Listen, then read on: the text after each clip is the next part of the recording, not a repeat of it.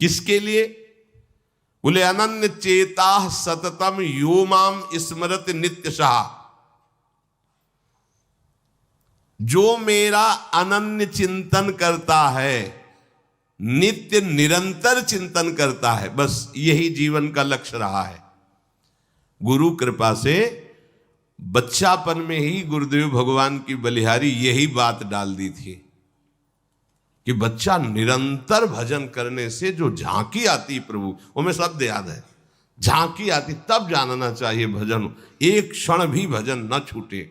ये संस्कार अगर कहीं भगवान की कृपा से और मार्ग का गुरुदेव उपदेश करते तो एकदम कोरा स्वभाव था वही पड़ता, पर भगवान ने जहां जैसे पहुंचाना होता है वैसे ही, जैसे सन्यास मार्ग में भी थे तो हमारी निराकार में रति नहीं थी, गंगाधर भगवान शिव के रूप में आ सकती थी। अब हमें पता चला कि क्यों नहीं होने दी निराकार में, क्योंकि रूप में ही लाना था उनको कृपा करके, इसलिए निराकार में आसक्ति नहीं होने दी। फिर उनका सारा पहले विधान होता है। गुरुदेव भगवान ने ये पिताश्री से कहा, पिताजी आए और कहा कि ये लड़का बाबा बनना चाहता है स्वामी जी। वो आते जाते थे घर में, तो सैमशी में उस समय स्वामी जी विराजमान, तो उनका पाणे छोड़ जाओ, एक हफ्ता बाद ये घर भाग जाएगा, या फिर हम एक हफ्ता बाद मंत्र दे देंगे, तब जान लेना कि साधु बन ही जाएगा। फिर स्वामी जी जैसी आपकी इच्छा छोड़ के गए।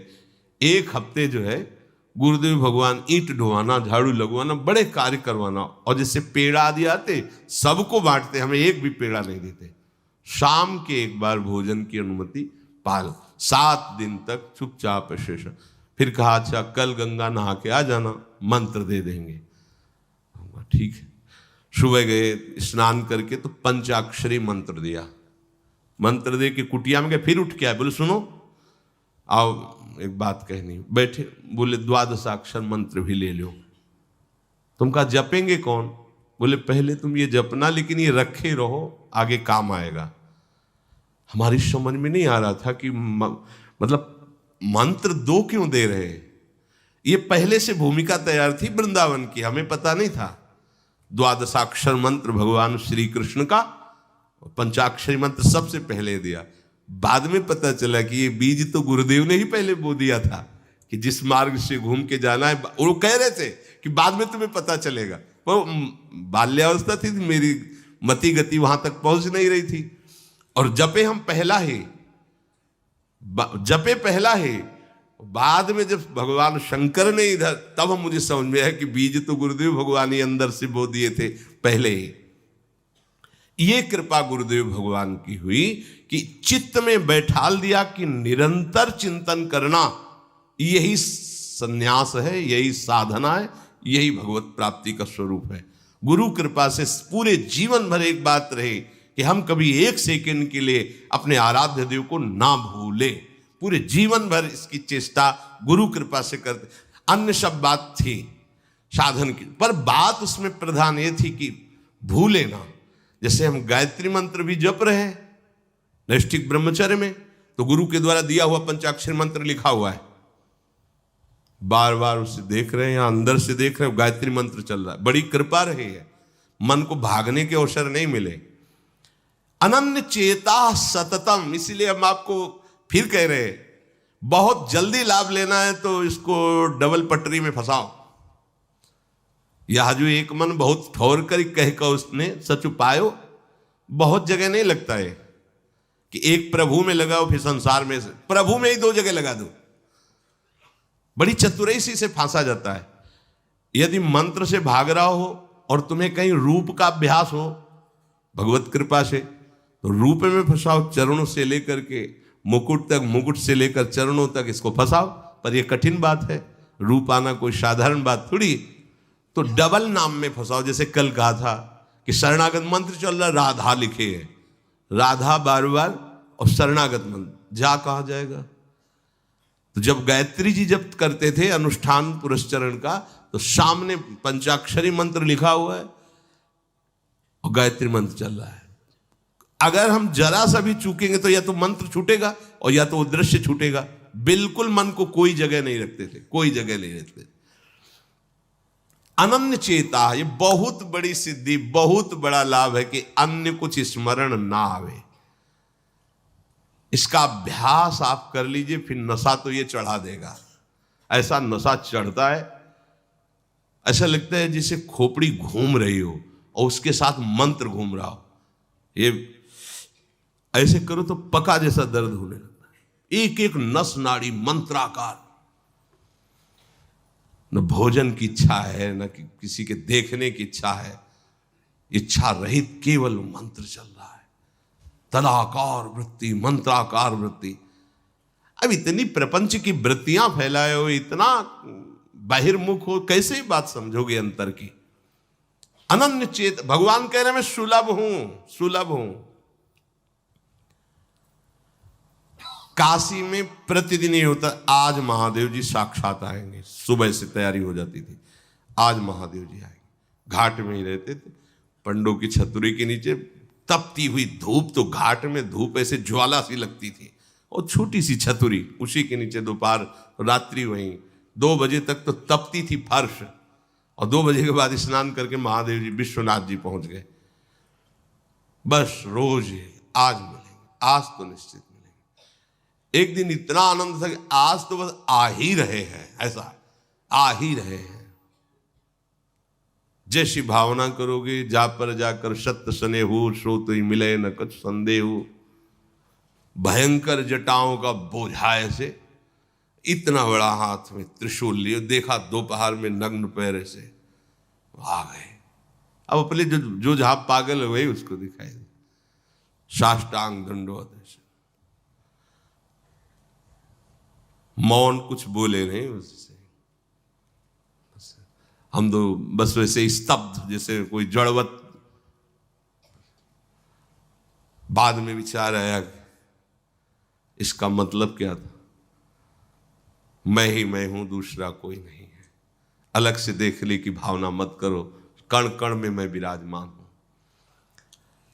एक दिन भाई जी के प्रति बहुत आकर्षण जब था, तो एक स्वप्न देखा कि स्वप्न में हम भाई जी से पूछ रहे कि मुझे श्री कृष्ण की प्राप्ति कब होगी।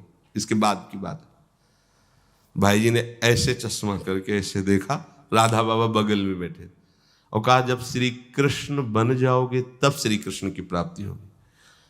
जगने पर, बहुत विचार करने पर फिर यह कि श्री कृष्ण बन जाओगे, भाई जी का तात्पर्य क्या था।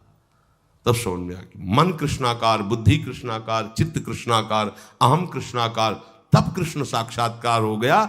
नित्य युक्तस्य योगिनः तस्याहं सुलभा पार्थ, नित्य युक्तस्य योगिनः, नित्य युक्त हो गया। जिसका चित्त प्रभु को छोड़कर किसी भी भोग भूमि में, किसी भी ऐश्वर्य में, किसी भी सिद्धि में, जैसे किसी को लगता है कि ये चमत्कार दिखाना, कोई भी चमत्कार दिखाना बहुत कठिन बात है। अगर भगवत दर्शन का लक्ष्य ना हो, भगवत प्राप्ति का लक्ष्य ना हो, तो कोई भी चमत्कार ऐसे करने में है कोई बहुत बड़ी बात मत समझ। बस ये है कि इधर अगर स्वीकार किया तो उधर गेट बंद हो जाएगा, इसीलिए पिट जाते हैं, गाली सुन लेते हैं महात्मा जन, लेकिन प्रयोग नहीं करते अपने भजन का, प्रभु के पास जाते हैं। ऐसा ना समझे ना कि वो चमत्कार पीछे घूमते हैं। केवल बस एक बात है कि अगर इधर लगे तो उधर का गेट बंद हो जाएगा। तो इतनी दुर्लभ बात बनने जा रही है, किसी को प्रमाणित करने के लिए कि हम महात्मा, हम भजनानंदी, हम चमत्कारी है, अपना गेट बंद करवा ले तो मूर्खता ही होगी ना। यहां क्या होगा, वाह वाह हो जाएगा, बस उसके आगे क्या होगा, फिर वही प्रपंच।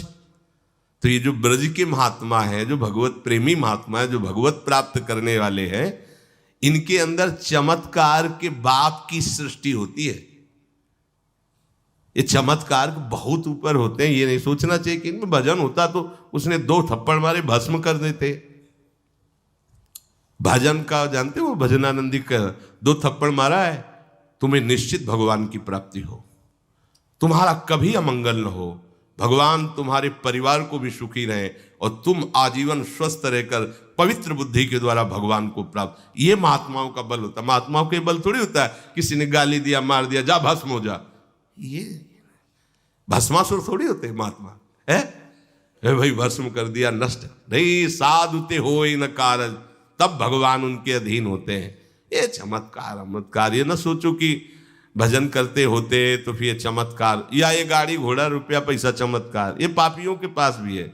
ये तो प्रारब्ध का खेल है, प्रारब्ध बदला, ऐसे से ऐसे हो गया, इनका कोई महत्व नहीं है। महत्व है नित्य युक्तस्य योगिनः, तुम्हारा चित्त निरंतर आराध्य देव में युक्त है कि नहीं। किसी भी ऐश्वर्य, किसी भी भूमि, किसी भी पद का कोई भी संबंध, आश्रय, चिंतन नहीं। ये हुआ अनन्य चेता। जैसे पतिव्रता स्त्री का मन केवल पति के ही सुख में निमग्न रहता है, पति का चिंतन, पति की बातें, पति वो उसी में मगन रहती है। पति के सिवाय उसके मन में अन्य किसी पुरुष का राग पूर्वक चिंतन कभी होता ही नहीं। जैसे शिष्य का गुरु के सिवाय कहीं चिंतन नहीं होता, पतिव्रता पत्नी का मन, प्राण, तन सब पति के ही सेवा में, चिंतन में, मनन में। जैसे शिष्य का गुरु के ही तन, उनकी सेवा में मन, उनके आज्ञा के पालन करने में एक एक चेष्टा गुरु की प्रसन्नता के लिए, कोई दूसरा इष्ट शिष्य का होता ही नहीं है। शिष्य का कोई दूसरा इष्ट नहीं होता। ऐसे शिष्य को अपने गुरुदेव में ही भगवान का साक्षात्कार हो जाता है, क्योंकि पर्दा हटा तो देख लिया कि प्रिया प्रीतम मुस्कुराते हुए बैठे। श्री भट्ट देवाचार्य जी के पास जब हरिव्यास देवाचार्य जी आए तो कहा, भगवान हम शिष्य बनना चाहते हैं। तो उनका, तुम्हें हमारी गोद में कुछ दिखाई दे रहा है? तो कहा, ऐसा में कुछ तो नहीं दिखाई दे रहा है। तो उनका, फिर अभी तुम जाओ गिरिराज जी की 12 वर्ष परिक्रमा करो, राधे राधे बोलो 12 वर्ष पर। ऐसा ही किया, 12 वर्ष बाद फिर आए, अब कुछ दिखाई दे रहा है? बोले भगवान कुछ नहीं दिखाई दे रहा। बोले जाओ फिर 12 वर्ष करो। कह रहे कि जो शिष्य है गुरु के सिवा और कोई इष्ट नहीं है, उन्हीं का चिंतन, उन्हीं के आगे, तो वहीं उसको साक्षात्कार हो जाता है। जब 24 वर्ष बाद आज्ञा पालन करके आए तो देखा प्रियालाल गोद में। बोले अब कुछ दिखा है? हाँ। बोले प्रियालाल महाराज जी विराजमान है, आओ। वही महावाणी के रचयिता श्री हरिव्यास देवाचार्य जी गुरु आज्ञा में एक कदम पीछे ने 24 वर्ष गिरिराज जी की परिक्रमा राधे राधे आए नहीं, जब तक आज्ञा पालन नहीं हुई। आज्ञा पालन साक्षात्कार करने के बाद मंत्र दीक्षा दी। आज्ञा पालन का फल भगवत साक्षात्कार। जो अन्य तरफ मन ले जाता है, अन्य तरफ अपना भाव ले जाता है, वो अनन्य चेता नहीं कहलाता है। अनन्य चेता को भगवान सुलभ हो जाते हैं। सततम यो माम स्मरति नित्यशः। सततम का अर्थ होता है जब आप होश में हैं तो आपका मंत्र या नाम चल रहा हो। नींद खुली, आप जप नहीं रहे, आपको ऐसा कि मंत्र जपना, ऐसा नहीं, चल रहा है। तो सोते में भी चल रहा है। जब आप नींद में गए तो आपका मंत्र चल रहा था, आप सुषुप्ति में हो गए पर आपको पता नहीं। जब जगो तो आप देखो चल रहा है कि नहीं चल रहा है। अगर चल रहा है तो चल रहा था, नहीं चल रहा तो फिर सतत नहीं था। उसका कारण आपने सोते समय भजन नहीं किया। यह भी गुरु कृपा से पहले ही सिखा दिया गया था कि जब तक गाढ़ नींद ना आवे तब तक आसन में बैठ के मंत्र जप करो, जब आ जाए तो लेट जाओ, मंत्र का ही चिंतन करते हुए सो। तो वैसे प्राय उपासक जो भजन करते हो अनुभव करते होंगे, जगते ही मंत्र चल रहा है। सैकड़ों बार तो ऐसा अनुभव हुआ कि हम सो ही रहे हैं पर आसन में बैठ गए। जब चेतना आई तो देखा है कि मंत्र चल रहा है, आसन में बैठे हैं। अभ्यास बहुत बड़ा बल होता। सोते मतलब अभी नींद खुली नहीं, आसन में बैठ गए। बिल्कुल कभी भी जीवन में मतलब 10-5 मिनट का अंतर तो कह सकते हैं, लेकिन ऐसा नहीं कि आधा घंटा 1 घंटा का अंतर कभी जीवन में पड़ा हो। और वो अलार्म कभी जीवन में लगाया नहीं। गंगा किनारे कहाँ अलार्म। अभ्यास बहुत बड़ी ताकत होती, बहुत। आप सोचो अभ्यास नहीं तो नेत्र खोल के भी निशाना नहीं लगा सकते। अभ्यास है तो शब्द पे गोली मार देगा, आवाज हुई ठीक वहीं गोली लगेगी। अभ्यास बहुत बड़ी ताकत होती है। अभ्यास इतना भजन का, सततम योमाम स्मृति नित्यशः, बहुत कठिन लग रहा है ये, पर एक बार मन पकड़ लेगा तो बहुत आनंद आएगा। कैसी कैसी आनंद वृत्तियां होती हैं निरंतर भजन करने वालों की। दूसरे की जरूरत नहीं, अपने आप में नाचता है, अपने आप में बातें करता है, अपने आप में हंसता है, अपने आप में खेलता है, उसे किसी और की जरूरत नहीं होती। वो अपने आप, जो आप है ना, वो अपने आप से खेलता है, अपने आप में हंसता है, अपने आप से बातें करता है। जो भगवत प्राप्ति करना चाहता है, जो अध्यात्म की ऐसी ऊंचाई पर पहुंचना चाहता है जहां काम क्रोध लोभ मोह मद मत्सर ईर्ष्या द्वेष इनका प्रवेश ही नहीं, इनकी पहुंच ही नहीं है, कितना उस हृदय में आनंद होगा जिसमें कोई कामना नहीं है, कोई द्वंद्व प्रभावित नहीं कर पा रहा। और यही तो प्राप्त करने के लिए हमें मानव देह मिला है। पीछे के पद में भगवान ने भक्त्या युक्तः शब्द का प्रयोग किया था। भक्ति युक्त, भक्ति प्रभु के सिवा अन्य कोई हमारा प्रिय न रह जाए, यह है भक्ति की कसौटी। ज्ञान की कसौटी, आत्मरति के सिवा और कहीं रति न रह जाए। आत्मावान, आत्मरति, आत्म क्रीड़ावान। बात एक ही है, हम श्री कृष्ण बोले, ज्ञानी आत्मा बोले, योगी परमात्मा बोले, भक्त भगवान बोले, वो एक ही बात है। पर अन्य कुछ रह जाना, ना वो ज्ञानी है, ना वो योगी है, और ना वो भक्त है। भक्त्या युक्तः, प्रभु के सिवा अन्य कोई सत्ता नहीं, अन्य कहीं महत्ता नहीं, अन्य कहीं अपनापन नहीं। चाहे वो वस्तु हो या व्यक्ति हो या स्थान हो, चराचर जगत में कहीं भी अपनी प्रियता न रह जाए, इसी का नाम भक्ति है। कहने को भक्ति सरल लगती है, पर इसीलिए कठिन है कि सब जगह की प्रेम फांसी को काटकर एकमात्र आराध्य देव से प्रेम करना बड़ा कठिन है। बातें बना लेना बड़ा सरल है, पर अपनी ममता को, आसक्ति को समेट पाना बहुत बहुत कठिन है। कोई बिरला साधक ऐसा होता है जो अपने लक्ष्य की तरफ रखता है, भगवान सामने, सदगुरुदेव सामने, पर ये दुष्ट इंद्रियां और मन जगत को ही पाना चाहते हैं, जगत को ही भोगना चाहते हैं, जगत को ही देखना चाहते हैं। कैसी मलिनता! इसलिए भक्त्या युक्तः, बातें केवल कर लेना थोड़ी होता कि हमें भगवत प्राप्ति करनी है। भगवत प्राप्ति करनी है तो इसके मूल में सारी बात आ गई कि अब मुझे और कुछ चाह नहीं रखनी, और कोई कामना की पूर्ति नहीं करनी, और किसी से अपनापन नहीं रखना, मुझे प्रभु चाहिए। ये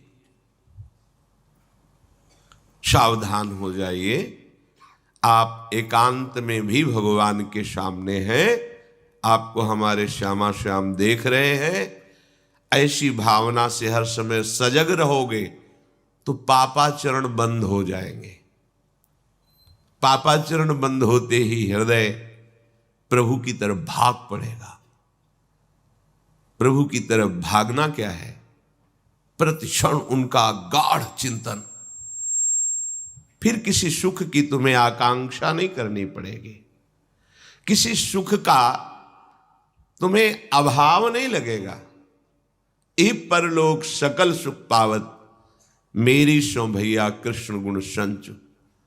तुम्हें मेरी शपथ है, तुम कृष्ण के गुणों का गायन करो, कृष्ण नाम रटो, कृष्ण रूप ध्यान करो, इसका फल होगा प्रियाजू के चरणों में प्रीति।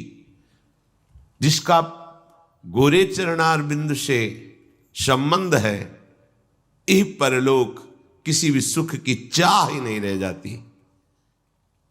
प्रभु करुणा करके कह रहे हैं, वही आचार्य है। मेरी कसम तुम कृष्ण के गुणों का संचय करो, तुम्हें इस लोक परलोक में सब सुख मिल जाएंगे, कोई अभिलाषा अधूरी नहीं रह जाएगी। पर भक्त्या युक्त अन्य संबंध, अन्य महत्व बुद्धि, ये कलंक है हमारी भक्ति में, नहीं समझ रहे। चाहते हैं सुख, चेष्टाएं और चिंतन, दुखालयम अशाश्वतम, कैसे मिलेगा? चाहते हो अविनाशी पद और भोग दृष्टि रखते हो विनाशी की, प्रियता रखते हो विनाशी की, गाढ़ चिंतन करते हो विनाशी भोगों का, कैसे अविनाशी पद का अधिकार प्राप्त होगा? अरे तुम्हारा स्वरूप ही अविनाशी है, विस्मृत होकर भोगों में लगने से ही ये तुम्हारा